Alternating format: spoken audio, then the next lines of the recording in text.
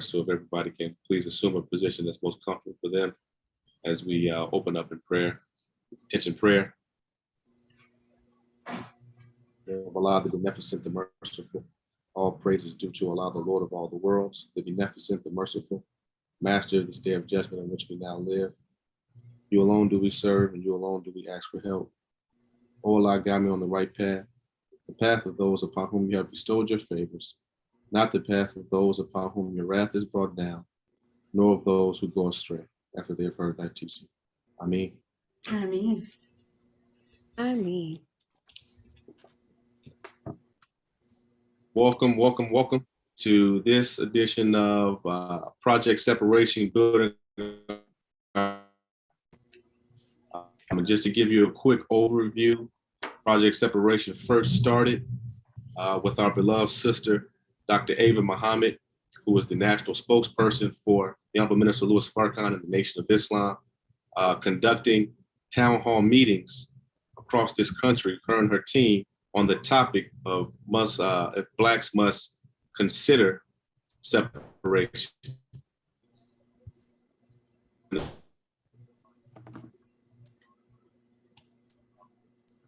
2021 and now going into 2022, we should have come up to the conclusion that no one is going to change our condition for us, and that we're going to have to do that on our own with Almighty God Allah's help. So with that being said, the understanding that we are going to have to build our own promised land, the purpose of this series is to do just that. We've discussed if we should consider it. We've discussed the fact that we must consider it phase of actually making it happen. So this series highlights those who are already doing for self, those who are purchasing land and building intentionally and taking steps towards an independent reality. And of course, we want to stimulate and encourage and inspire, but the ultimate goal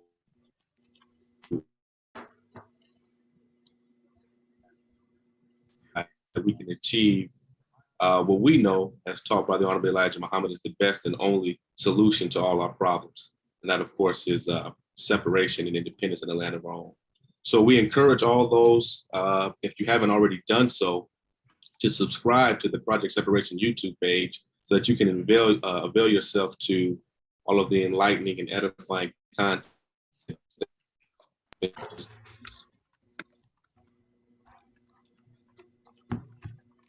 further to it for tonight's show.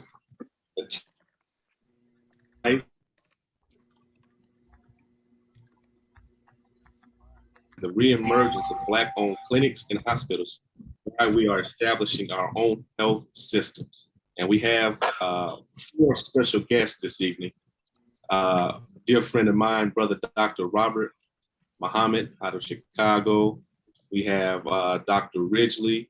We have Sister Dr. Safia and Sister Dr. Jennifer with it this evening. So I'm going to read the bios for Brother Dr. Robert and Sister bios for Sister Safia and Brother Dr. Ridgely. So, Dr. Robert J. Muhammad, a graduate of Loyola University of Chicago and the National College of Naturopathic, I hope I'm pronouncing that right, medicine, is found in the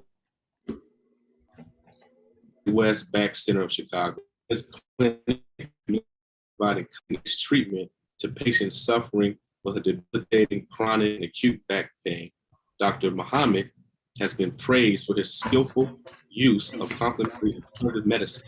Countless patients have benefited from his personalized treatment plans and have gone to live pain-free lives. The clinic motto, back pain stops here, captures the essence of the mission, which is to provide the highest quality of care and service, minimizing symptoms in the shortest possible time.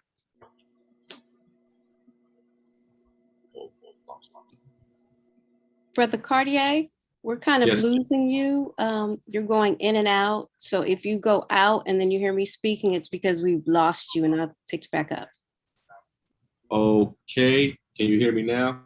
Yes, we can hear you. There was some internet interference.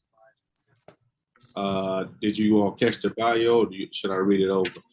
If you could, that last one we didn't hear very well, if you could. Okay.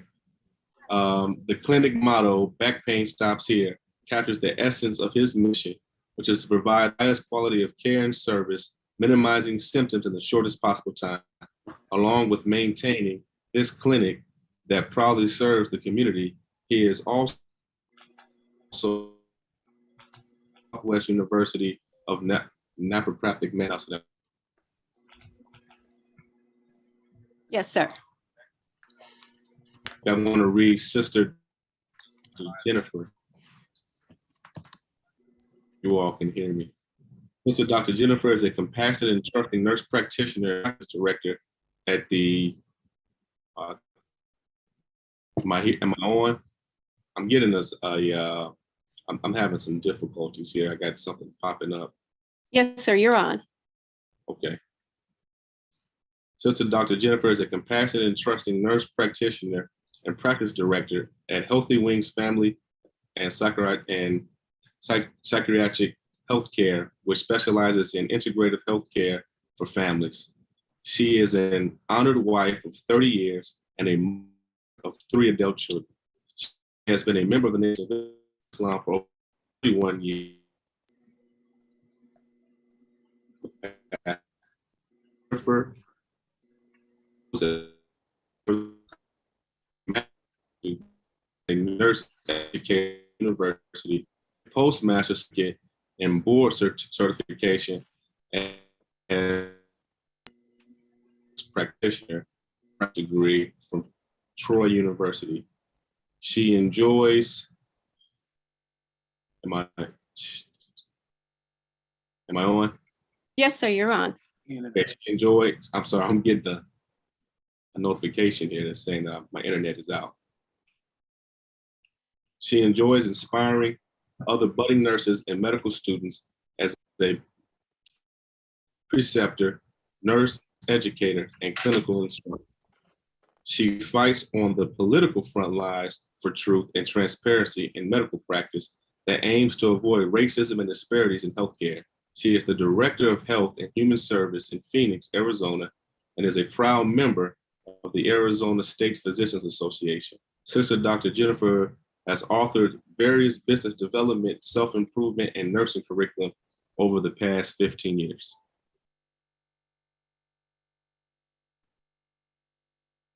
Okay.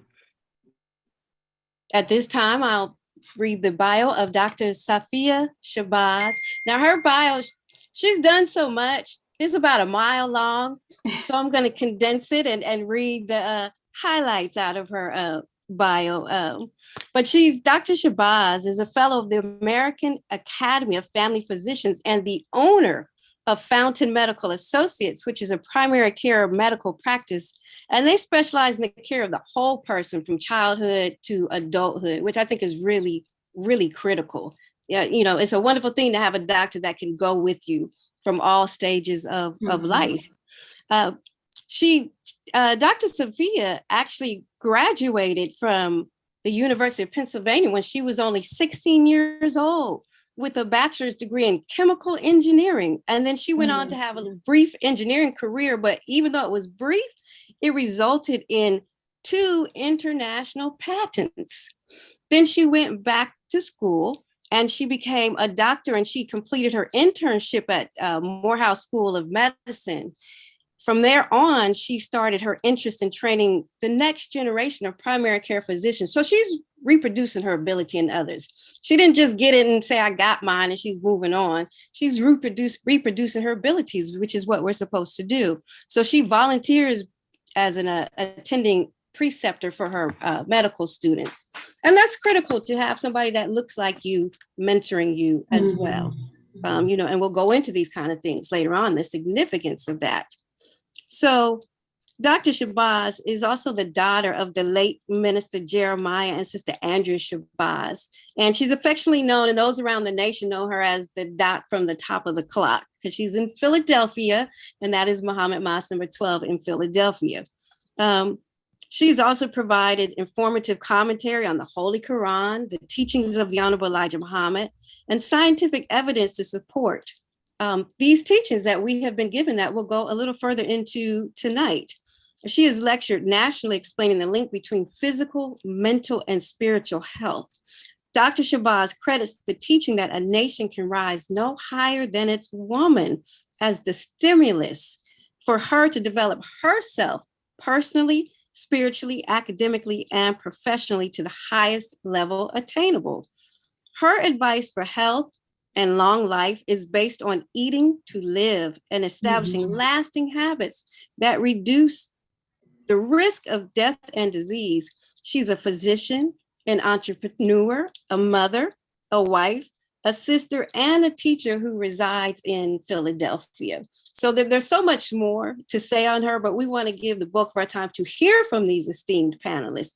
So I will finish with a brief bio of Dr. Ridgely Muhammad. He serves as the student minister of agriculture of the Nation of Islam, as well as one of our esteemed Nation of Islam research groups. And if you tune in, if you read the Final Call newspaper every week, you will see his writings in there almost every week in the special COVID section. But Dr. Muhammad is a native of Winston-Salem, North Carolina. And it was in 1971 that he joined the Nation of Islam while attending Columbia University in New York City. So he's been around for a while under these teachings and moving forward with these teachings. He received his Bachelor of Science degree in Agricultural Economics from North Carolina A&T State. And for a while, and I didn't know this, he ran his own jewelry making and repair business. I was really trying to reconcile that together because somebody I hadn't seen before. So that like kind of jumped out at me. But, there's so much to everybody. There's so much depth to us. And then he went back to graduate school and he received his MS degree in agriculture economics.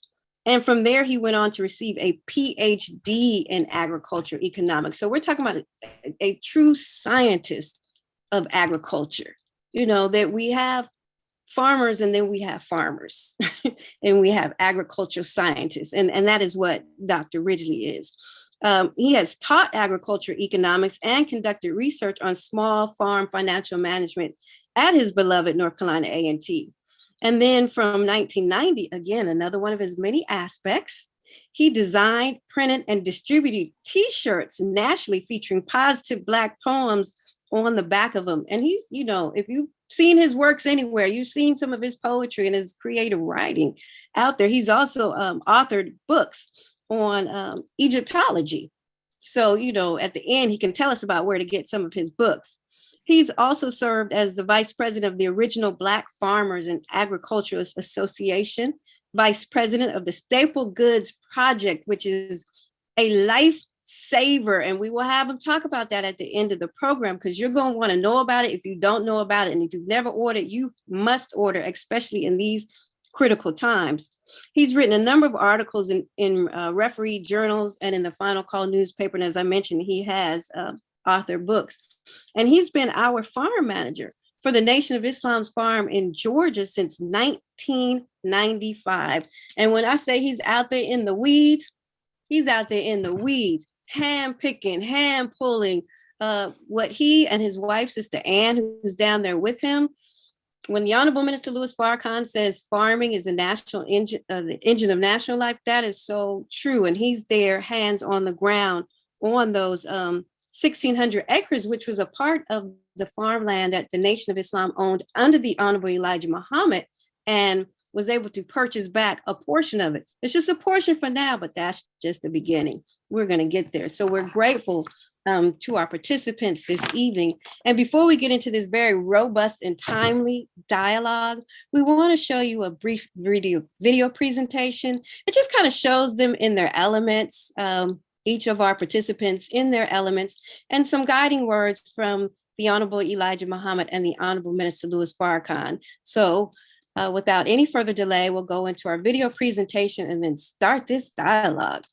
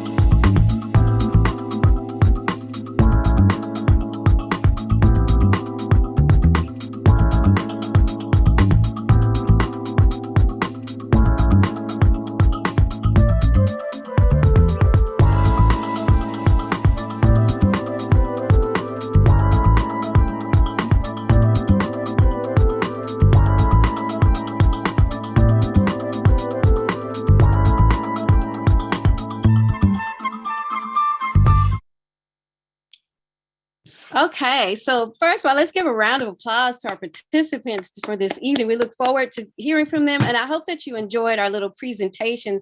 And at the end, they'll tell you how to contact them, and you can see more of their programs. And if it went by a little bit too fast, you can always watch the replay because it's streaming live on the Project Separation YouTube channel. And we know that at the end, you're going to share this far and wide because there's no way that you would keep this information to yourself. There's no way that you would not want for your brother or sister what you want for yourself. And we know that this is what you want because that's why we're here today. And if you don't know that this is what you want, by the end of the program, you'll know that this is what you want. So at this time, we're going to direct our attention to Dr. Ridgely Muhammad. We want to start with you to lay the foundation because we're talking about the reemergence of Black clinics, and we're talking about land and life more abundantly. Well, if there's a reemergence, that means for some reason it wasn't there before. And even though we may be used to seeing some Black clinics, when you go to a hospital, most of us, when we go to the hospital, we automatically, I bet you can automatically think of the hospital in your city already, right off the bat, some of the major hospitals in your city. But do you tend to associate them with Black? I would gather it's probably a no. And there's a reason for that. And so to lay the foundation of this conversation, we would like Dr. Ridgely, and he's brought it up in a recent Final Call article. Again, you really should read the COVID section about, well, what happened to our hospitals? What happened to our clinics? But really what happened to our hospitals? So Dr. Ridgely, if you could just start us off just by laying the foundation, by giving us a history of what we used to have and why we don't have it anymore, and why it's important for this reemergence to take place. Okay, thank you very much. And first of all, don't feel bad if you don't know all the stuff that I'm getting ready to tell you, okay?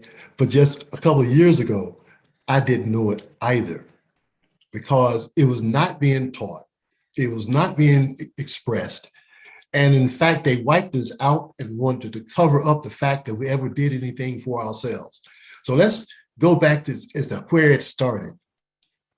It started in 1865 when they let us loose. We were given a choice by our former slave masters. You can stay on the plantation and put a ring in your ear and be a volunteered slave, or you could get out with nothing, okay? Many of us decided to get out with nothing. And we went and we found our families that may have been spread out over other plantations.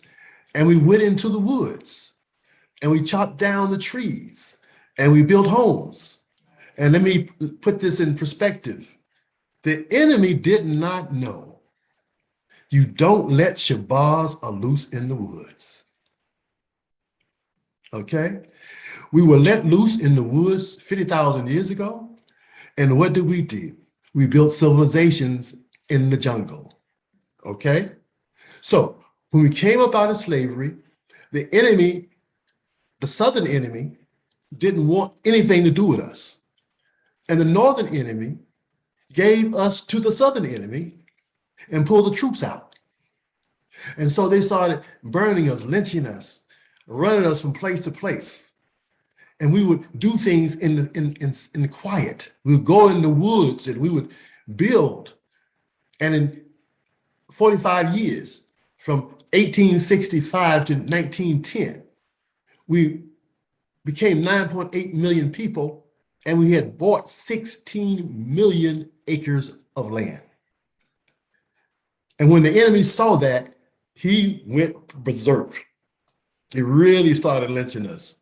A Black person every 3 days, burning us, lynching us. There was war, all out war to stop our development. Not only did we have 16 million acres of land, in 1910, we had 7, not hospitals, 7 medical schools. And by 1923, we had 200 hospitals. Wow. 200 hospitals.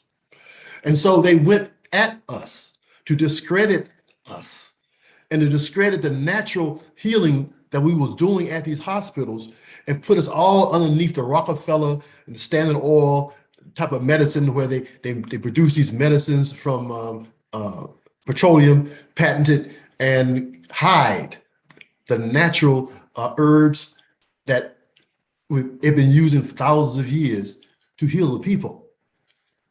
Okay, so then we had segregation, and in segregation, we began to build up economies in our segregated communities.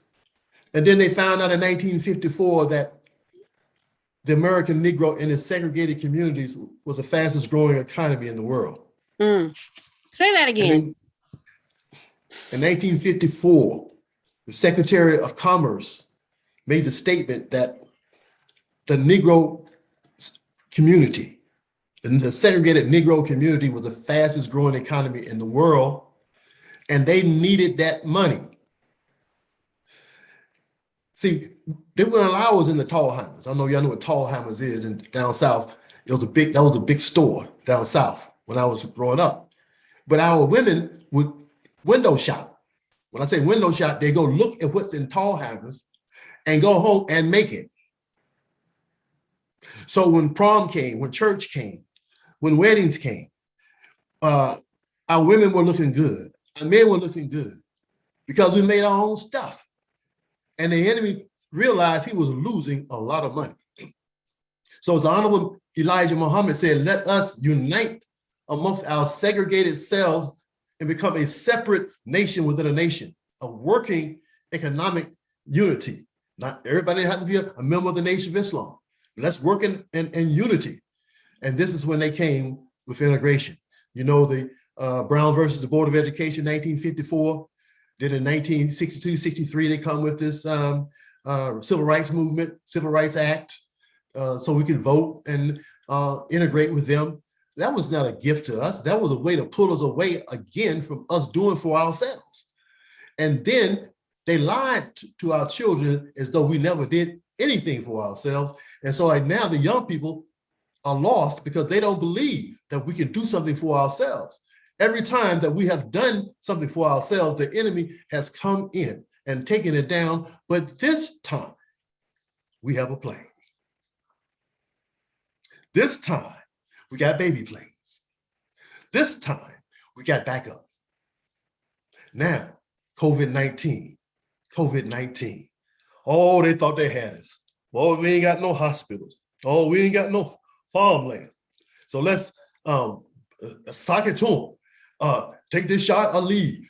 You're not gonna be able to come into our restaurants. You're not gonna be able to come into our grocery stores. You're not gonna be able to fly on our airplanes.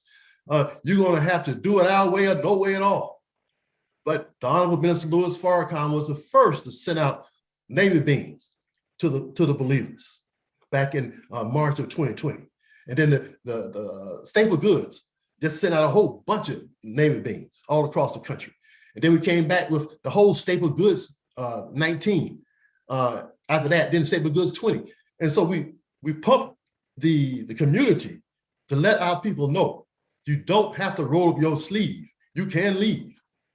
And so then the enemy, he went to the Black churches and gave them this pitiful food to give out to the people because everybody was going to Muhammad.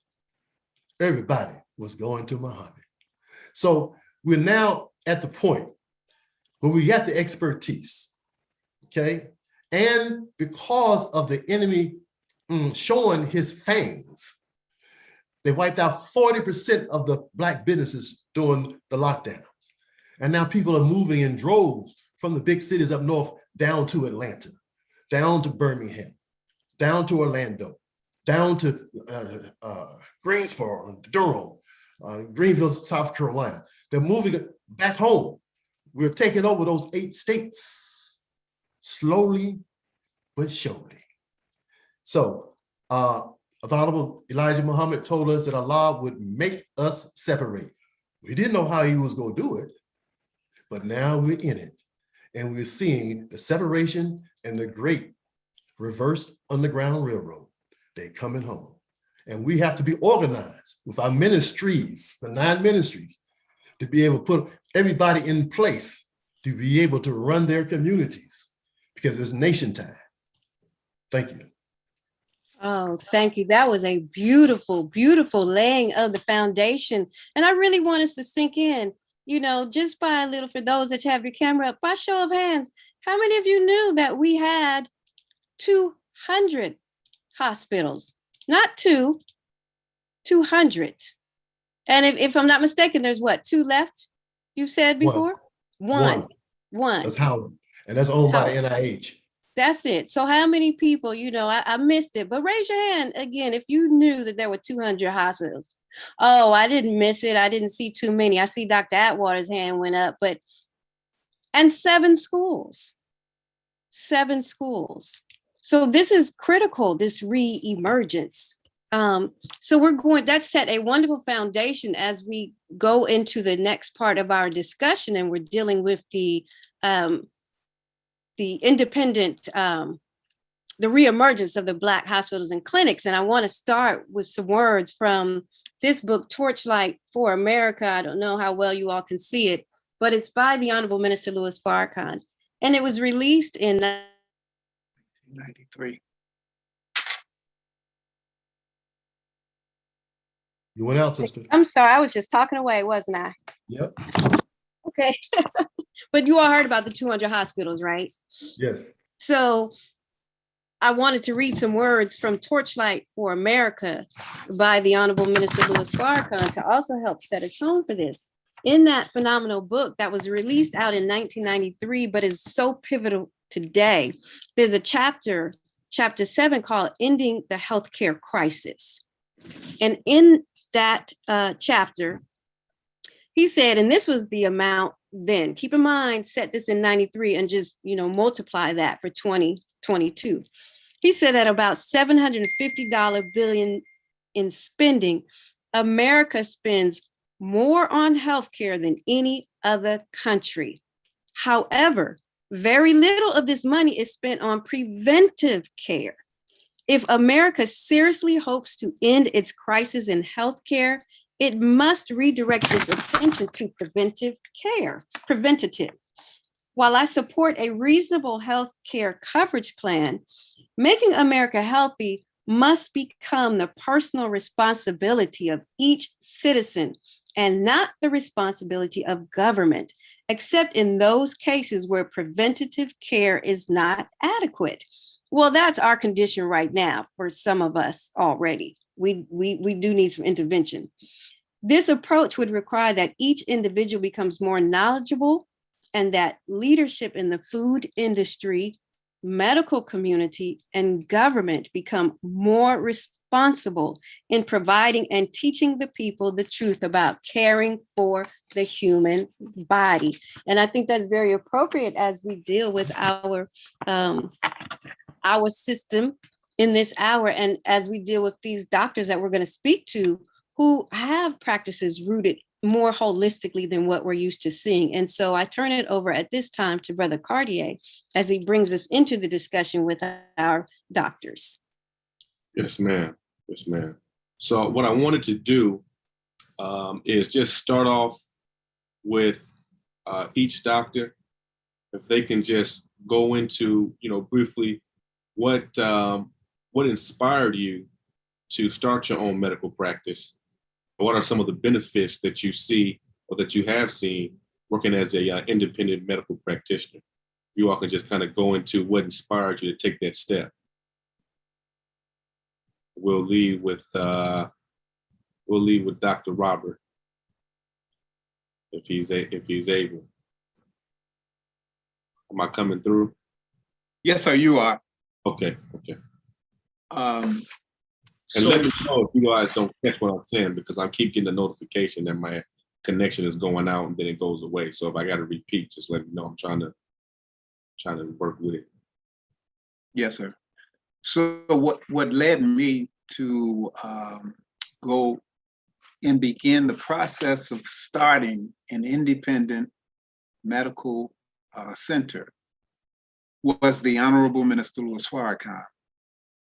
In the early 90s, I believe, maybe 90, 92 or something like that, the Honorable Minister Louis Farrakhan wrote a series of articles going over the pitiful health of Black people. it may have been 3 articles. And at that time, the paper came out every other week. And so in reading the Final Call newspaper and reading the minister's words, it caused me to have sympathy, compassion. I mean, it really tugged at my heart to see and to read the pitiful condition that we're in. And so after reading that, I began to think about what it is that I personally could do. So I took first aid, CPR. I did that just in case somebody around me needed somebody who knew what to do. I began studying acupuncture, acupressure. I began studying the use of the earth, Dr. Ridgely, and the natural medicines that could combat some of the things that we were dealing with. I began, I went to school to become an EMT. And so, and one day it's like, man, I'm just gonna be a doctor. I'm gonna become a doctor. That's what I'm gonna do. So I began to look for a program that fit our belief system. And when I came, and by the way, I already had a degree. I had a degree in social work. I was aimless as a teenager. So somebody said, well, you can go to school and become a social worker. I'm like, oh, okay. So,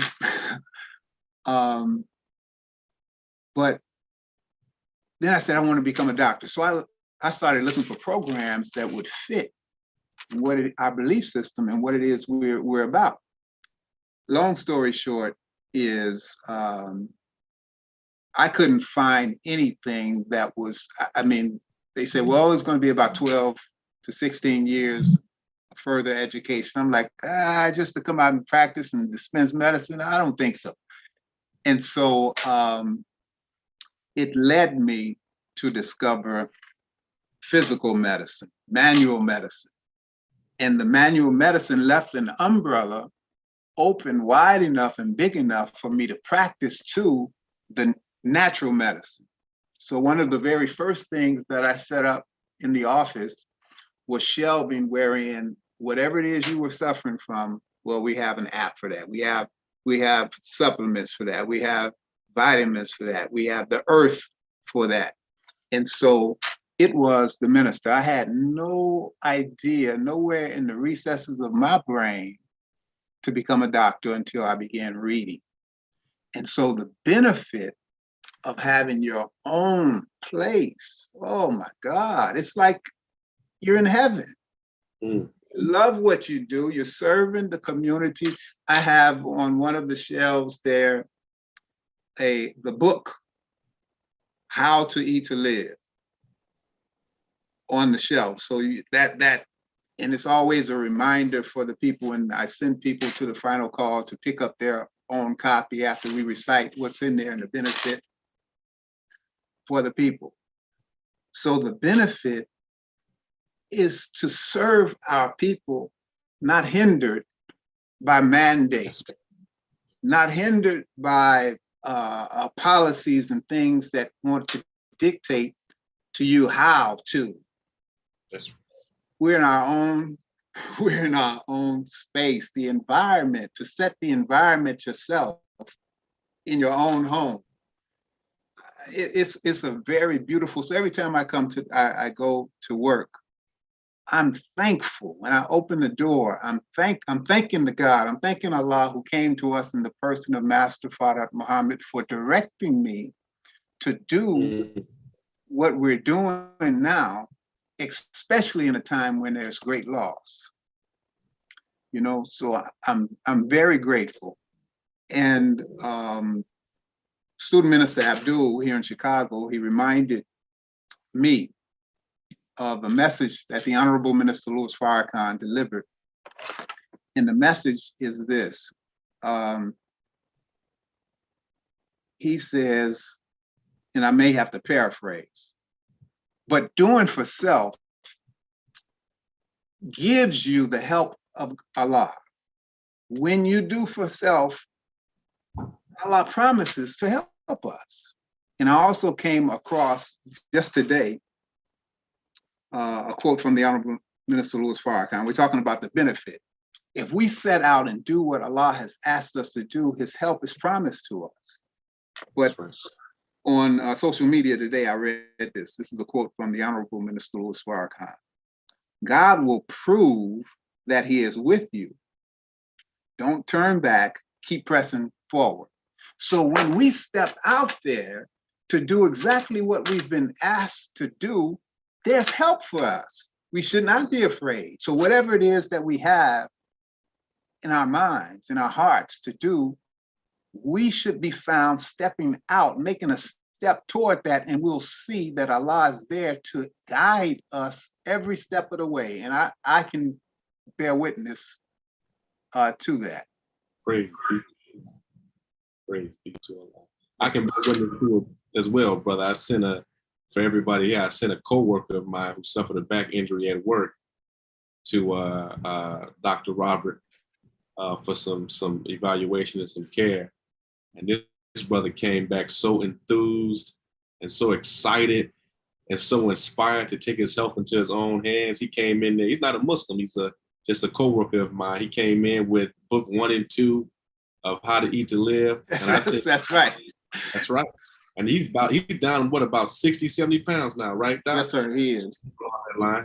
Just in a matter of months, and changing his diet that he got, from our doctor that's letting him know that he can take, his health into his own hands. He doesn't need to be drugged up on, all of these pharmaceuticals or whatever have you that, the natural way is the best way. So I can bear witness to the results that our brother is serving the community with. All praise to Allah. Yes, sir. I'm going to pose the same question now to Sister Dr. Sophia. If you can just go into what inspired you to start your own medical practice, and what are some of the benefits that you see working as an independent practitioner? Assalamu alaikum, everyone. Bismillah ar-Rahman ar-Rahim. First, I want to, I guess, bring down everybody's impression of me. I did not graduate from college at 16. I went to college at 16.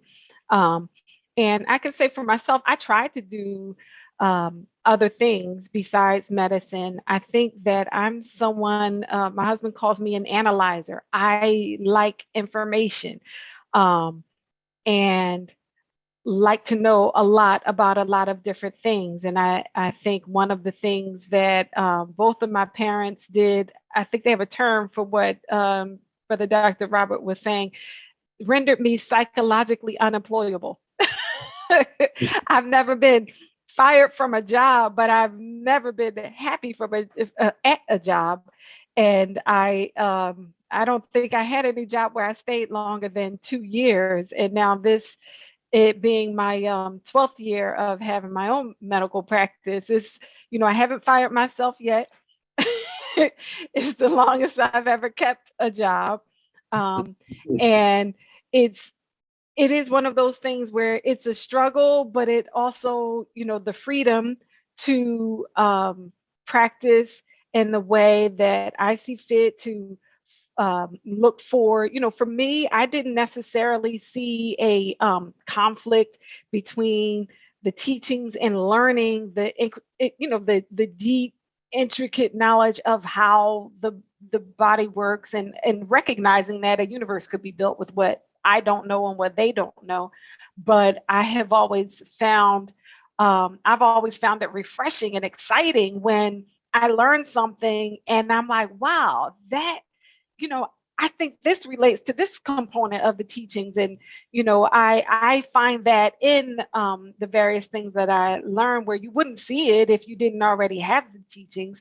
So I consider that a blessing. Mm-hmm. And to, recognize that our people, we have a great need. We have a great science and teaching, which is really the answer to most of our health needs, most of our health concerns.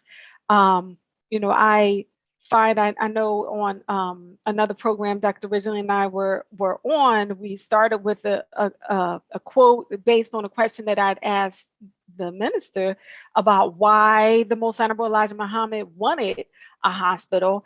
And basically the reason why, the main reason why we have most of the health problems we have, yes, we've been oppressed and suppressed, but a lot of it is rebellion and disobedience, and we haven't done those things either ourselves or it can go several generations back. It isn't necessarily something you did or didn't do, but most of the time it is. Just being perfectly honest, most of the time it is. And if we take advantage and really do our best to optimize what we have been given, how to eat to live, and restrictive law, I feel like that's like most of it right there. But then there are things that we are not in control of. There's the environment, there's our social stressors, there's the suffering that our parents went through. We know about engrams, or we might call that in the scientific world epigenetics, where there are things that have been altered and affected in how your genes are even expressed, and how how your body works, that are affected by things your parents or maybe even grandparents went through.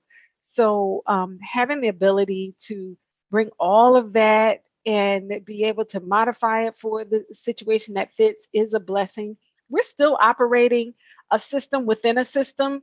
It's not completely independent. I'm not completely independent in my practice, in the sense that most people who come, one, I have to have, there's regulatory requirements. You've got to meet them. You can't just, roll over a bed and say you're going to start doctoring on people. So there's that. You have to, get certain qualifications. It's expensive to do that.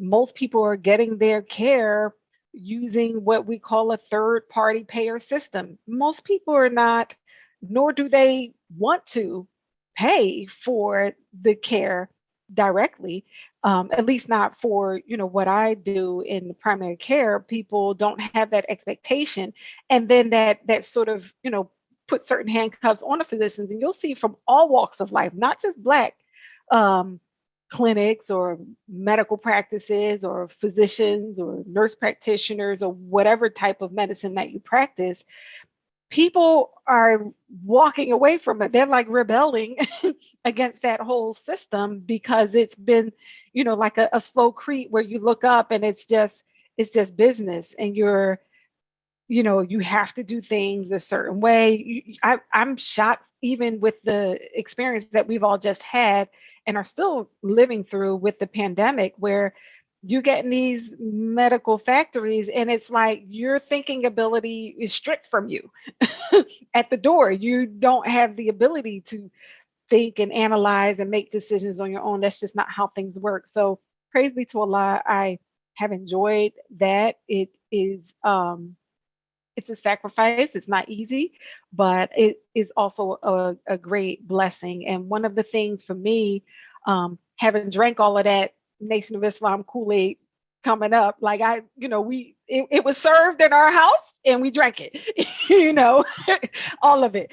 And, just being there, it really is something that gives me so much satisfaction when people who aren't even in the nation anymore, when I have the blessing and opportunity to be able to serve them as their physician, and they tell me, this is what we were all working for. Like this is what we were trying to do. Not that it's far from a hospital, but like the emotion that I feel when people tell me, like, that is what everyone's mind was focused on, producing everything that we needed, from scratch for, that generation. There in their mind was for my generation to like be that. Now, some of us are a little disgruntled where, we're like, okay, well, where the nation at? Like I was supposed to, I went and got all these credentials and qualifications and all of that, but there's not necessarily a ready-made place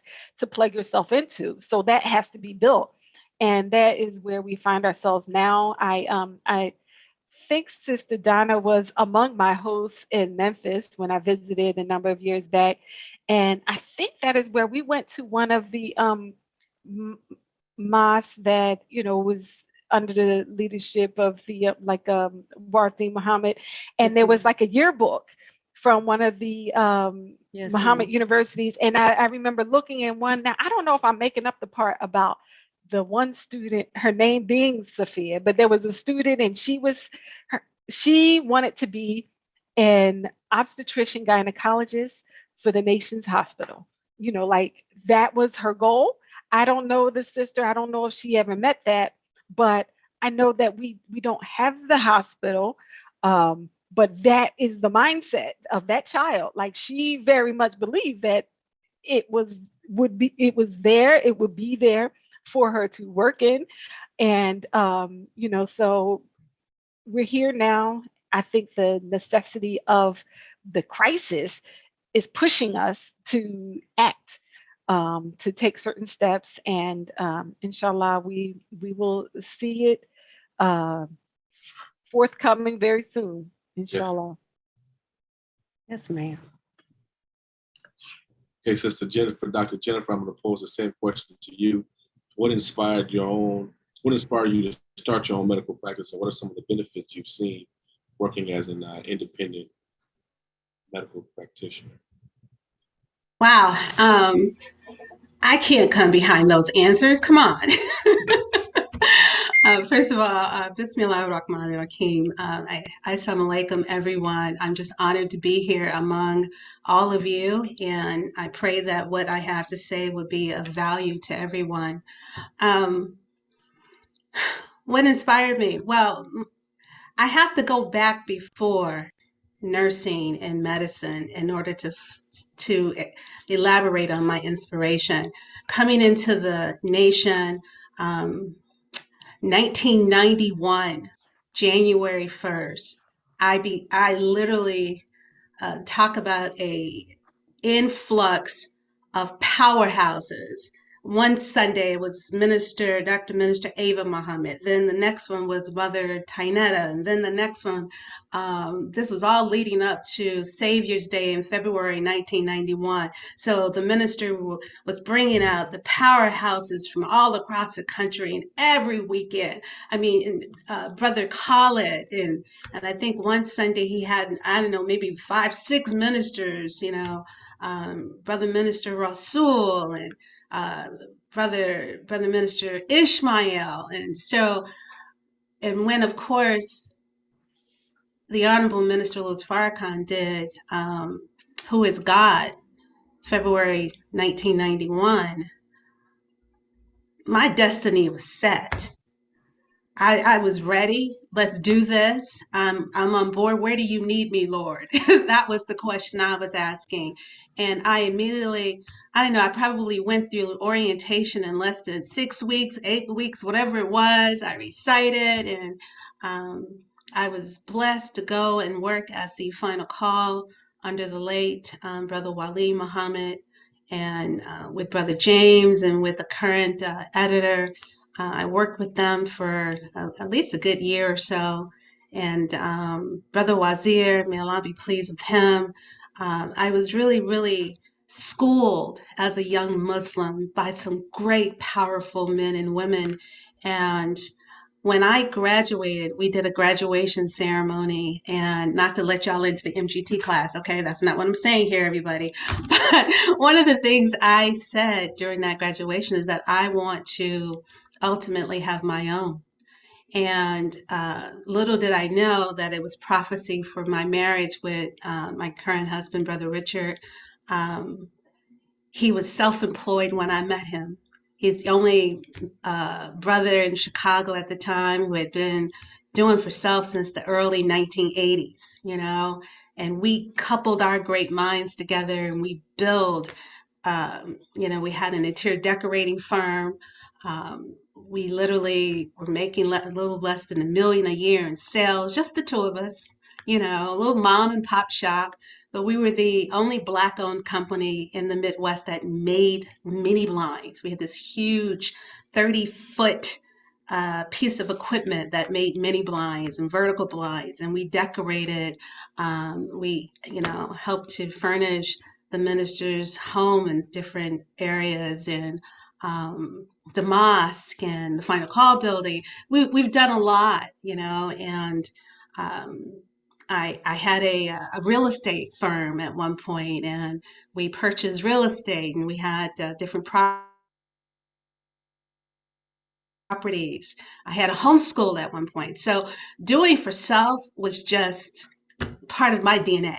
You know, um, in our home, getting a job was a cuss word, a job. So, um, during my second midlife crisis, the second one, we moved out here to Arizona, and my husband had wanted me to go back to school. He wanted me to go get my MBA. And so my statement to him was, what can a business school teach me? I've just spent 20 years in the University of the School of Hard Knocks. There's not a university to teach me what I just learned. And so it was during the Day of Atonement lecture, the Honorable Minister Louis Farrakhan was teaching about Barack Obama was coming into presidency. I think he had just got elected, or the election was coming up. And he was asking the crowd, the audience, what areas do we have expertise in? If he's going to produce jobs for us, what can we go into and do to help serve our people? And as I sat there listening and clapping and just taking in the word, Allah said, I want you to go into nursing. I said, what? Nursing? What are you talking about? How do I go from business into nursing? It just didn't make any sense to me. And so I said, okay, the first rule of thumb for me is submission. What do you want from me, Allah? I am here to serve. And I came back to Arizona. I started researching what does it take to get into nursing school. Before you know it, I had applied. As a matter of fact, they had a waiting list, and for some reason, somehow, I got on the list. And the director called me and said, well, Miss Muhammad, you weren't supposed to be on the list. We made a mistake. And I was like, well, I've rearranged my whole life to be in this class, blah, blah, blah. And so they accepted me in the class. And on the first day, one of the students didn't show up. So it worked out. And every step of the way, Allah removed mountains out of my way. I was at the time when we moved out here to Arizona, I was working at an airline. So I was a flight attendant, and I also helped to teach and train flight attendants. I love education. So stop me if I talk too much. Anyway, Allah, I literally would have to drive up to Phoenix from where I lived, take a plane to Denver to start a trip, work like 2-3 days of flying, end in Denver, and then have to fly back home to Phoenix. And not once in that 2.5 years did I miss a flight getting home, did I miss class the next morning, early morning. He literally just moved mountains out of my way. Again, getting into nursing school, I shouldn't have been there so quickly. I was a straight A student going through school, taking 5 classes at a time, full time, year round, working, mother, wife, the whole nine. And he just kept moving me. I finally got my nursing credentials. I worked in different areas of nursing. And he says, I want you to be an educator. It's like, what? And so I went back to school, and then I got my credentials, my master's as a nurse educator. So I've been teaching and training in different universities, online, ground school.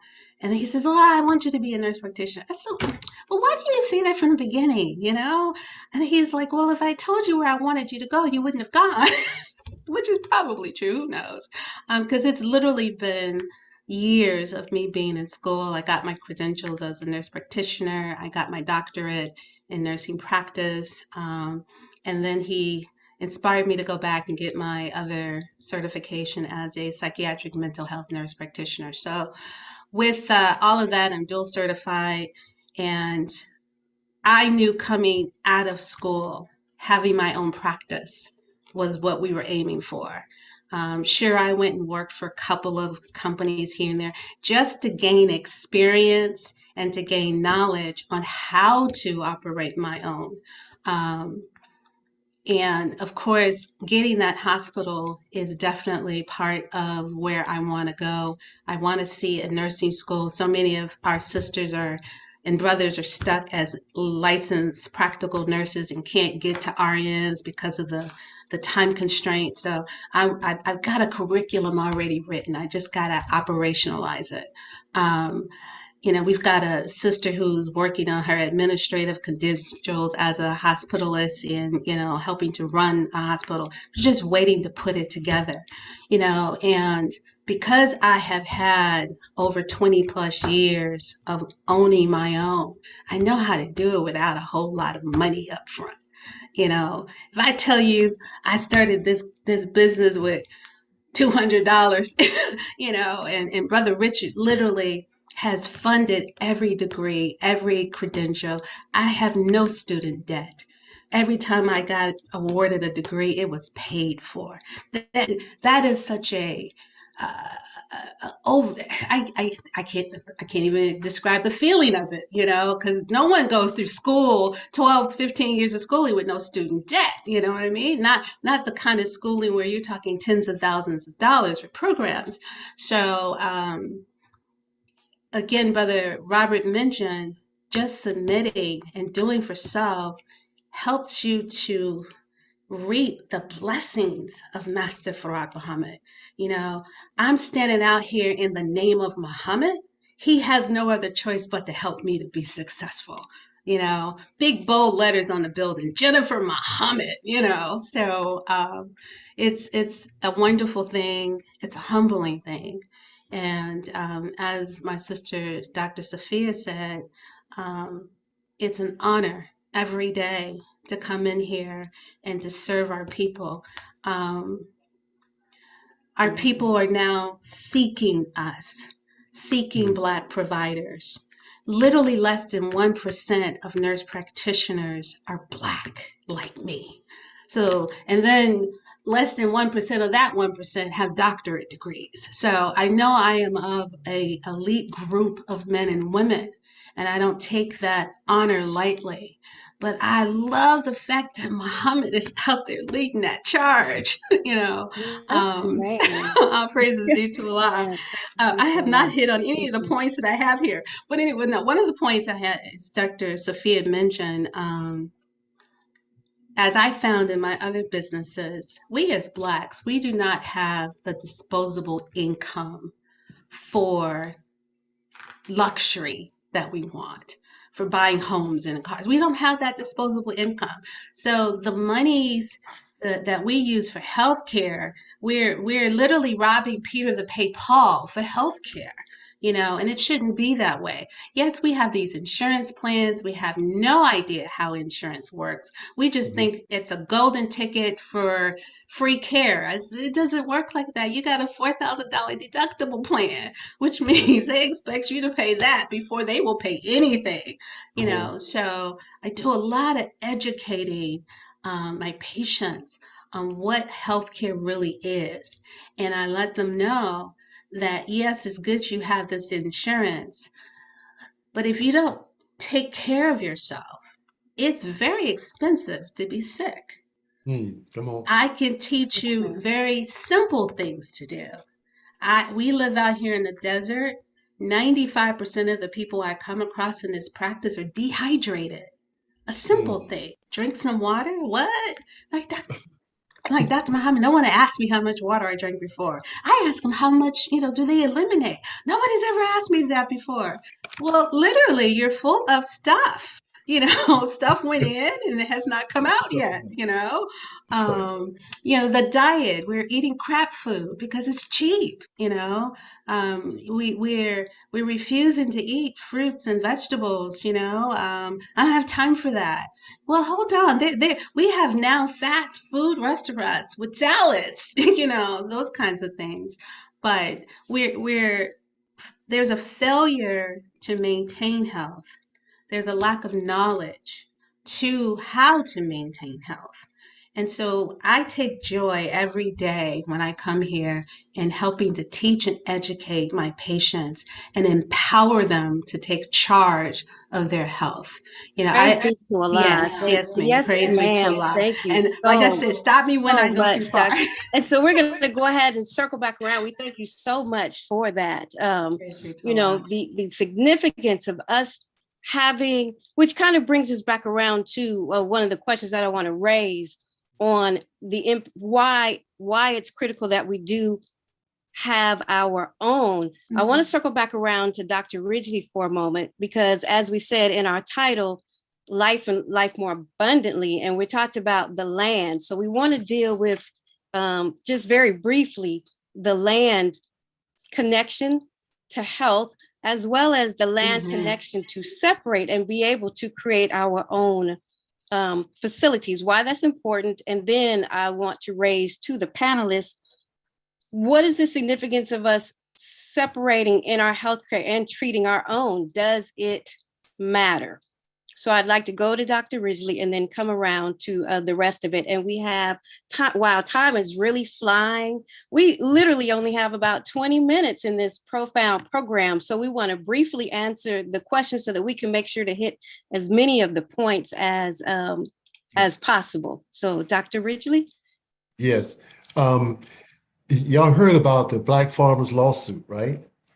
And you've heard about the American Rescue Plan. It was supposed to give $4 billion in debt relief to the Black farmers. And do you know that white farmers in Texas went to court and they still got that held up from March of 2021 until now, held up in court to not give them that debt relief. And now, of course, they're losing their land. We're at war, and they do not want us to be able to feed ourselves, okay? And the white farmers are so stupid. They are so hateful of Black people that they don't see the bigger picture. They don't question as to why does Bill Gates own more farmland in America than anybody else? Why would Bill Gates be buying up all the farmland? Because Bill Gates is about to grow vaccines. He is going to grow food with the vaccines in it, okay? And Bill Gates is also sponsoring impossible meat, impossible food, meaning what? They are growing meat, vegetables, fish from a Petri dish in a laboratory where they don't need the farmland anymore. They're going to grow it in a laboratory and then feed it to you, and you're going to eat it because it tastes like the real thing. And some of us are so in love with the white man's world that it intrigues us to eat artificial. Ooh, the white man, he can make stuff taste like real. That's what I want. I want that, yeah. So they have got us in a mindset where no, they're going to give you a shot after shot. It's going to completely remove your immune system. That means you got to go to them. Every time you get in a little sniffle, you got to go to them to get another shot, get some more chemicals. Then they'll give you food that they made up, completely denatured. And how they're going to feed. So you still got to have a base to feed those nutrients in the Petri dish.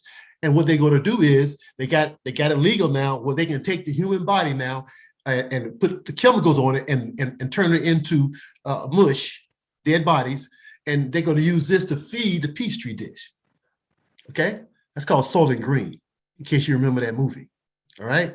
These people are serious about completely transforming the food system to be artificial, and they be the gods over it and over you. So you got to go back to the land.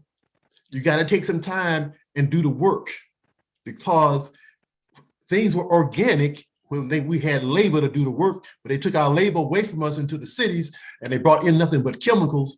And now every chemical they use on the soil is causing cancer. And so these white farmers are dropping dead from cancer, and yet they don't want the Black farmers to have no land, and they don't realize that they have been eliminated too, because the Bill Gates of the world intend to grow everything artificial and make everybody they robot. So that's critical. That really addresses why we must continue to acquire land, why we must do what we're doing, and how that directly connects to health, as the minister has said in Torchlight for America, and as the Honorable Elijah Muhammad has taught, this commercialization of the land, this poisoning of the food. And as Sister Dr. Jennifer referred to, that's why we are suffering the way that we're suffering. We're worried about health insurance when we need to just be taking care of ourselves, and that would become an obsolete issue. So if we can circle back to the physicians, if Dr. Robert or Dr. Sophia, if you wanted to respond to that in regards to the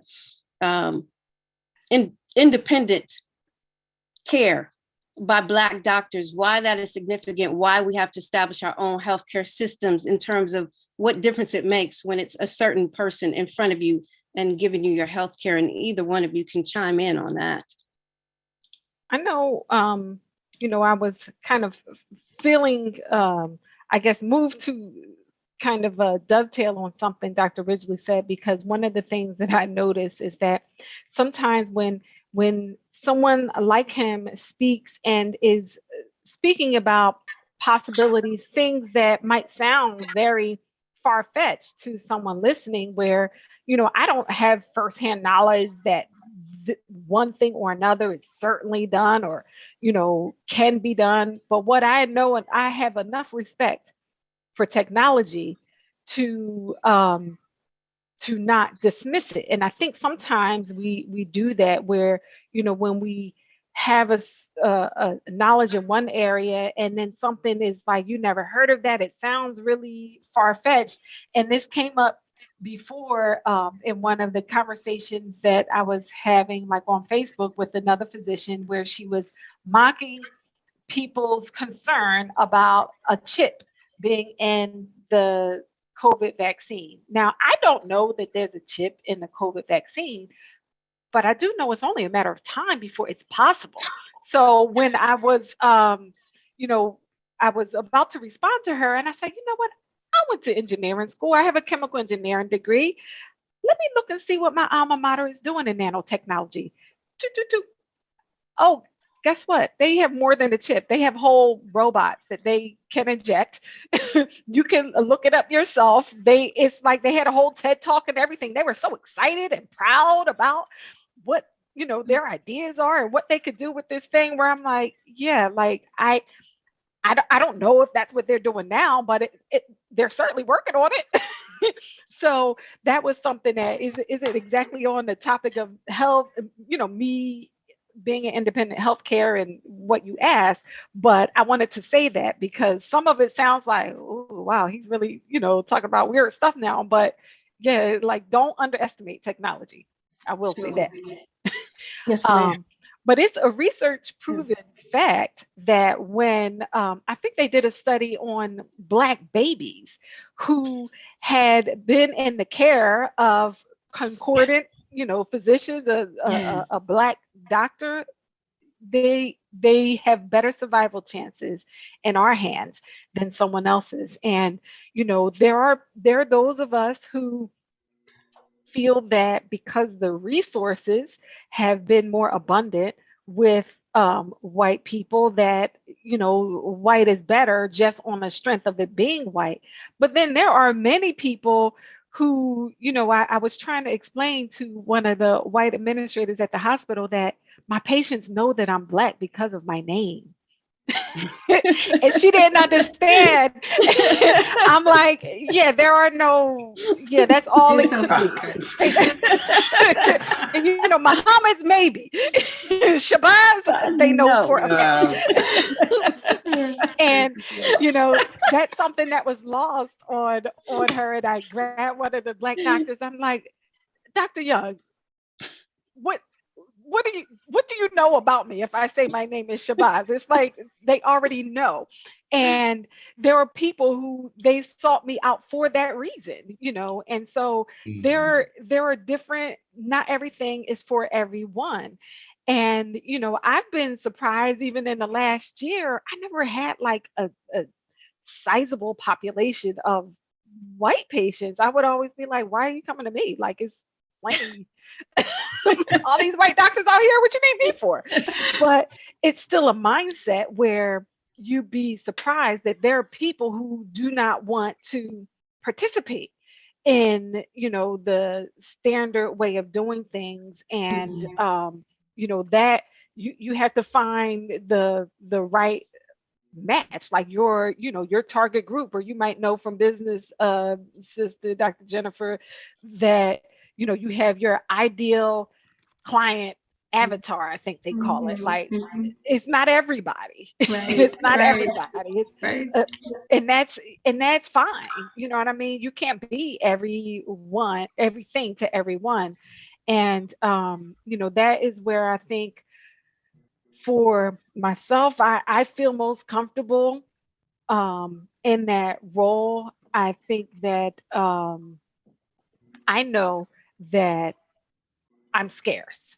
I know that the way I think is scarce. I know that my upbringing, the combination of things that make me me is scarce. I know that. I recognize that. And it's a blessing. It is a challenge. When you are someone who, my thinking and desire might be way above like my current level of function, where I'm like, oh, I'm always feeling like I'm underachieving. But that, prayerfully, that's just Allah pushing me like, wow, we are all God. Like I told you, I drank all that Kool-Aid. And so I'm like, man, this is all I'm doing, this little mom and pop shop and that type of thing. But we all, with unity, with direction of purpose, focus on the future, because we need, one of the things that we know, we need a larger workforce in healthcare. Inshallah, there will become a time when we don't need any of us to do any corrective action. But that time is not now.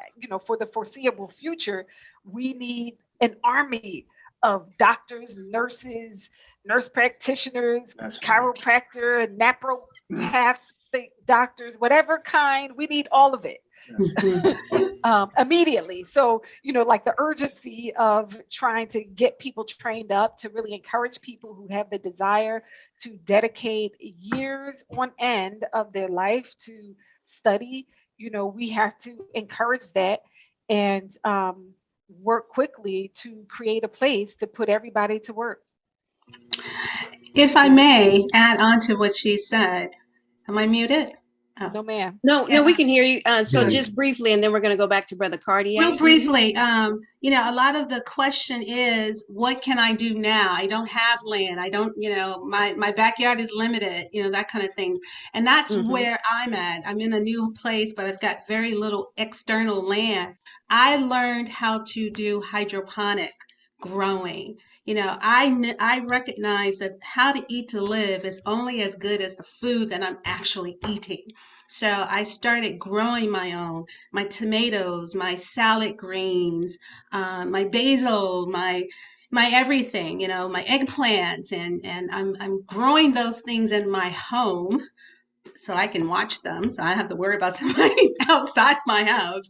But doing something like that will allow you to have non-GMO, non-pesticide types of food now, while we are still working on the bigger picture, is important. And again, why is it important for us to have our own practitioners? Is because of cultural competence. That is a buzzword that's been going on in medicine, nursing, all of that for at least over the last decade or two. The bottom line is, when I'm with my patients, my people, I understand them. I understand where they're coming from, certain terminologies they use. So they're not confused. I'm not confused by what they're saying, what they're in need of. Whereas when they go to someplace else, there may be that lapse of communication, and you might end up with a needle in your arm, and that wasn't what you was asking for. So that's why it's important that we have our own, and we venture into this arena to help provide care for our people. Yes, man. Yes, man. Praise be to Allah. I'm sitting here just drinking in, everything that you all are saying. Sister Jennifer, your passion, your energy. Sister Sophia, your Yes. passion, your energy. Brother Dr. Robert, your passion, your energy. It's just, you can really tell that, we as a people, if we were in front of our own, that could be used to help and heal some of the conditions of a sin-sick soul who just maybe needs that little TLC in front of somebody who they know cares about them. I want to pose this question to you, Dr. Robert, because we haven't heard that much from you.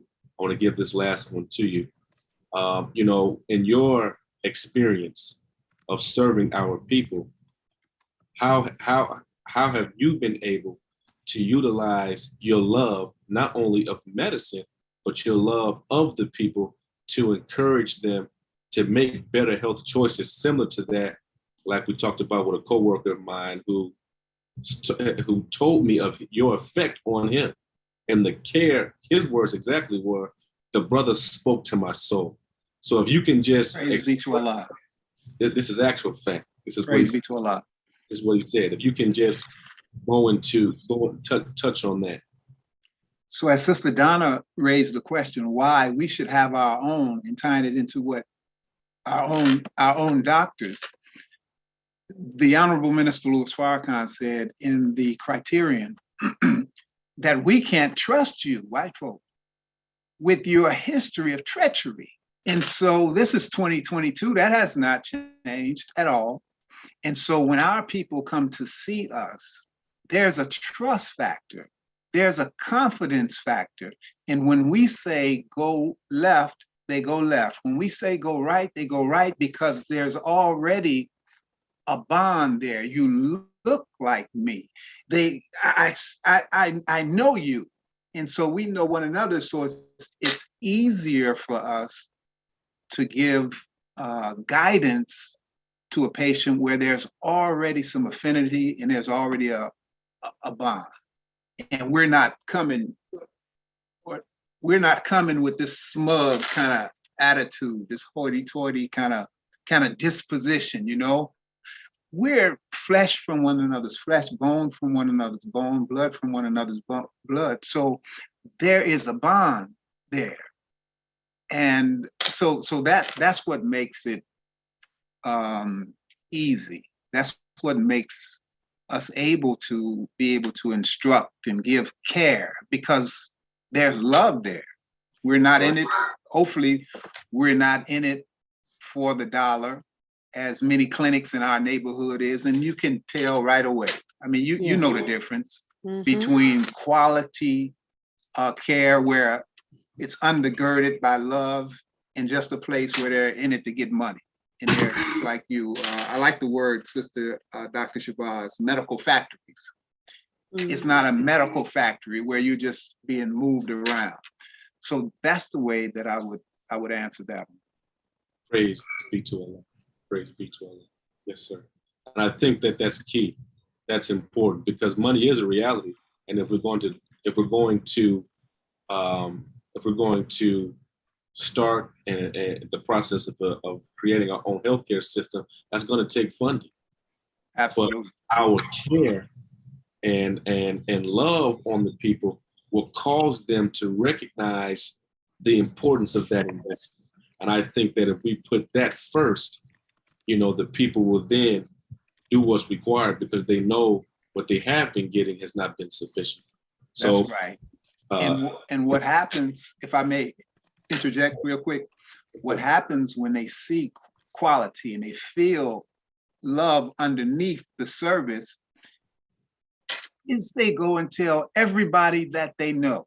That's right. To go see this brother right here, go see this sister right here. That's right. Yes, sir. So, praise be to Allah. I just want to add one thing. Yes. Sister Dr. Jennifer reminded me. She talked about doing her hydroponics in her home. Mr. Farrakhan took me down to Cuba in 2006 with him. And I noticed Cuba had two systems. And they did not have any refrigeration. Every empty block. Anything that was empty, they put a raised bed garden where they produced the fresh fruits and vegetables for that day. And the Mm. community would come by and get it for that day and cook it that day. Mm. Okay. But they had larger farms in the outer areas, larger cooperative farms producing what they call the staples. And this is where staple goods come from. They had the potatoes, they had the rice, okay, they had the black beans. All right. So they had the products that did not require refrigeration, that you can ship long distances. And so they had a two-prong attack. So this is what we decided to do in the Ministry of Agriculture, a two-prong attack. And in our staple goods program, we also have seeds. We have seeds, 13 different varieties of vegetable seeds that you can get in the staple goods, so you can do your own gardening at home for your fresh fruits and vegetables. And then you can get the whole wheat flour, cream of whole wheat, the muffin mix, the navy beans, the brown rice, the brown sugar, the raw sugar. You get all that from the staple goods that we can send across the country, and now you are set. So it's a two-pronged attack that I thank the Honorable Minister Louis Farrakhan for taking me to Cuba so that I can look at it and see it and then try to duplicate it. So, I wanted to real quick, Sister Donna, if I can just point out to the audience, if they're paying attention to how these ministries intricately work with one another. Because as a healthcare physician, you got to be armed with the proper weaponry that you get from your Department of Agriculture. And if you're getting poison from Yes. farmers, then you can't heal. So as we consider, I shouldn't say consider, but as we come up to the conclusion that separation is the best only solution for us in a land of our own, we have to start building the requisite infrastructure so that when we get there, there's a better quality of life. That when we get there, we have healthcare professionals and practitioners that can meet our healthcare needs. They also work in conjunction with our Ministry of Agriculture, that's working in conjunction with the Ministry of Education, that's working with the Ministry of Information. That's the purpose of us having these physicians on today with our brother, Dr. Ritchie, so that we can see the process starts with us working collectively, individually, and then as a community, and then as professionals to create a better quality of life. I just wanted to make sure, as he was talking about the food, and Sister Jennifer was talking about the food, I wanted to make sure that they saw, that they picked up on that. If I may say one more last thing, Brother Cardia. Yes, ma'am. The interesting thing about what COVID has done and is doing is it's removing the scales. It's helping us to see that we need to start making better decisions for ourselves. That's Come right. on. And I have been constantly, nurturing and communicating with the believers out here across the nation who have loved ones who are in the hospital battling with COVID. They don't trust what's happening, and it's just this. It's a more agonizing situation for them. On top of the fact that you have this loved one that's in the hospital who cannot do or say for themselves, and you can't go in and see them. It just constantly reiterates to me that we need our own. And I'm hoping that we get angry enough to move ourselves into action.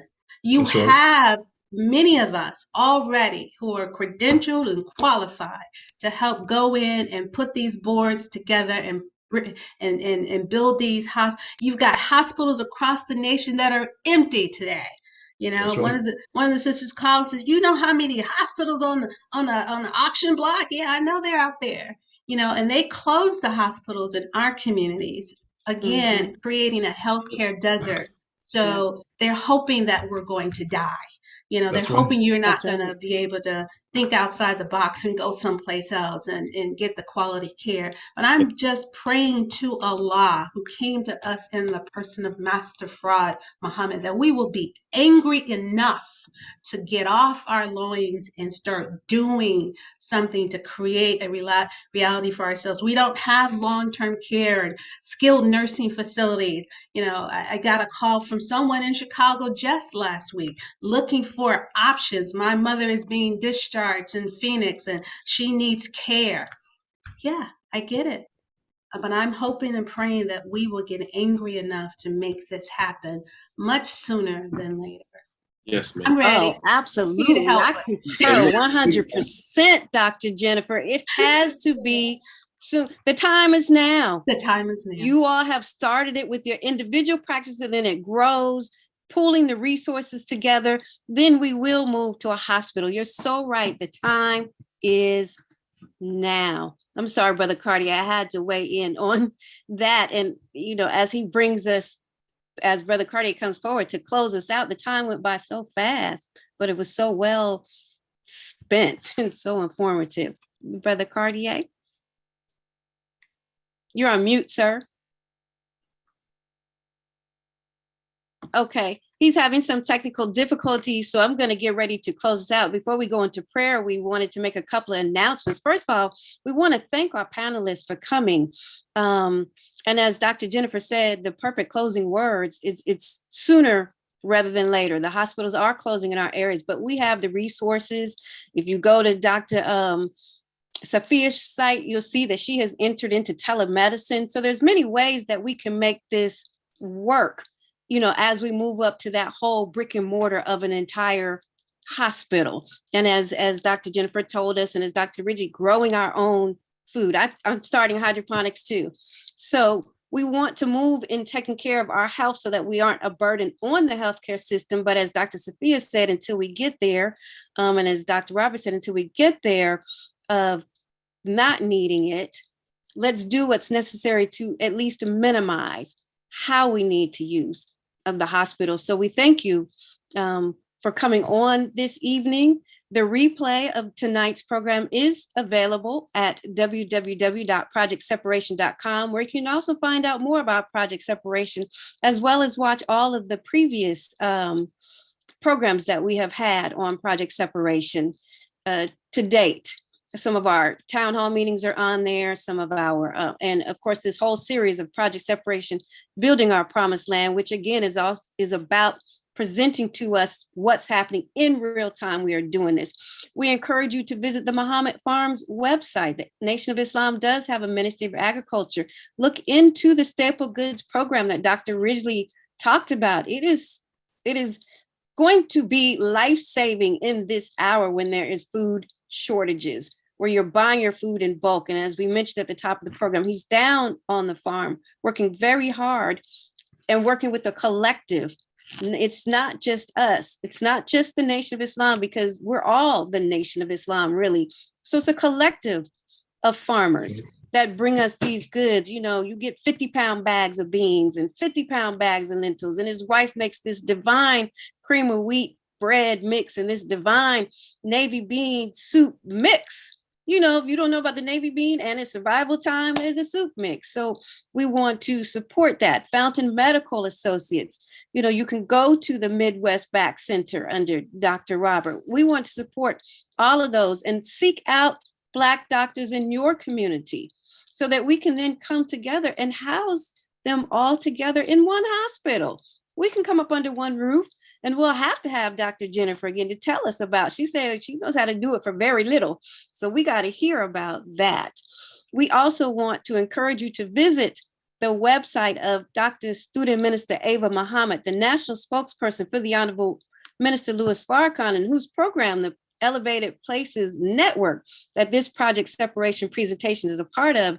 And you can visit her page at www.ministerava.com and learn about the books, the upcoming workshops. You can purchase the masterclass replays, which was a 6-month series that she did on her book, surrounding her book, Weapons of Self-Destruction. It's a handbook for women to really free ourselves up to become what Allah intended for us to be, because a nation can rise no higher than its woman.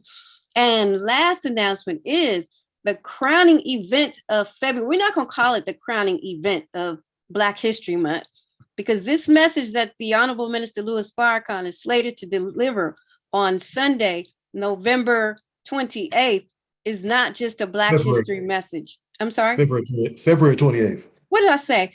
November. Oh my goodness. Oh, November. February Oh, 27th. come February 27th. That means February 27th, Sunday. Right. In Chicago. You can go to www.noi.org for information on how to view, or if you're planning on coming to Chicago, to get information for that travel. But this is a critical message in this hour. This is not a Black history speech. This is a phenomenal message that we need to spread the word about. So we thank you again for your participation in tonight's program, and for all future programs that we hope and pray that you will participate in. And at this time, we'd like to close our program. Brother Zuri will take us out in prayer. Sister Donna, can... Oh, I'm so sorry. Yeah, oh, that's absolutely. Right. No. Let the boss talk. Let the boss talk. I just, I had not planned to say anything, but I am so overwhelmed with this program, and we have to find a way to promote it and make sure not only our faith community, but the broad Black community hears the passion from this amazing group of Black men and women who have acquired such impressive credentials from the world, and yet are such effective spokespersons for the teachings of the Honorable Elijah Muhammad under the Honorable Minister Louis Farrakhan in real life and in real time. I am grateful to each and every one of you, and I was attracted to the nation because of separation. And it has been my lifelong love, and as you all know. And so I just want to tell you, I want to testify, you have given me a new lease on life, and I can't thank Allah enough for each and every one of you. Thank you. Oh, praise is due to Allah. I'm so sorry I had missed that message. Oh, no, it's okay. No, it was late. It was late. We are grateful, and we should all have a renewed and reinvigorated. That should be our focus in 2022. We don't need to look at anything else but separation and all of its constituent parts and all of that process, everything that's necessary. And that means our own, and we can do it. We can do it. That's right. There's nothing holding us back but ourselves. As That's Dr. right. Ridgely started us out, letting us know that there were 200 hospitals, and that's not all that long up out of slavery. So with all of our resources and our intelligence and our technology, that's just going to be nothing for us to do. So that, we move to closing, and we'll hear from our young brother Zuri, who will take us out in prayer. Yes, Allahu Akbar. attention prayer. In the name of Allah, the Beneficent, the Merciful. All praise is due to Allah, the Lord of the worlds, the Beneficent, the Most Merciful, and Master of the Day of Judgment. Thee alone do we serve, and thine aid do we beseech for help. O Allah, guide us on the right path, the path of those upon whom thou hast bestowed thy favors, not the path of those upon whom thy wrath has been brought down, nor of those who go astray after they've heard thy true teaching. Ameen. Ameen. Allahu Akbar. I mean, assalamu alaikum. Wow.